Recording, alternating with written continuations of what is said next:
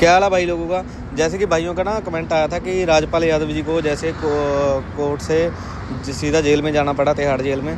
तो भाई वो जो सीन है उनका, वो 5 करोड़ के अमाउंट का था जो केस चल रहा था। तो ये केस जो था ये 2012 के बाद में लगा था इनके ऊपर। क्योंकि जो इनकी फ़िल्म थी अता पता लापता की, तो उसकी अमाउंट ली थी इन्होंने वो फ़िल्म बनाने के लिए किसी प्राइवेट कंपनी से 5 करोड़ की।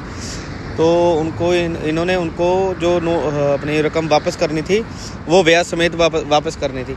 तो वो जिस कंपनी से इन्होंने लिया था तो उस कंपनी ने कोर्ट में केस डाल रखा था इनके खिलाफ़।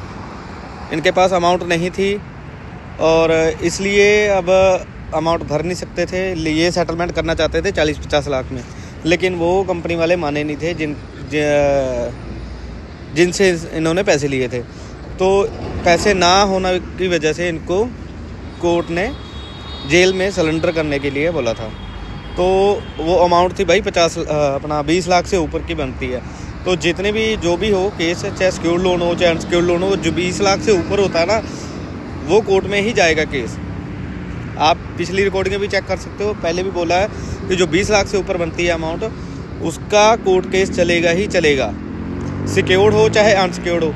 और जो 20 लाख से कम होता है, जहाँ पे हम चेक दे देते हैं या ECS होता है, उसमें भी केस लगेगा, लेकिन वो केस चलते चलते ही सेटलमेंट में आ जाएगा अपने आप ही। वो जो इन्होंने लिए थे वो प्राइवेट कंपनी से लिए थे, इन्होंने बैंक से नहीं लिए थे। अगर बैंक से लिए होते तो शायद सेटलमेंट हो सकती थी इनकी भी। तो इन्होंने प्राइवेट कंपनी से पैसे लिए थे, इसलिए इनको कोर्ट ने ये फैसला सुनाया है।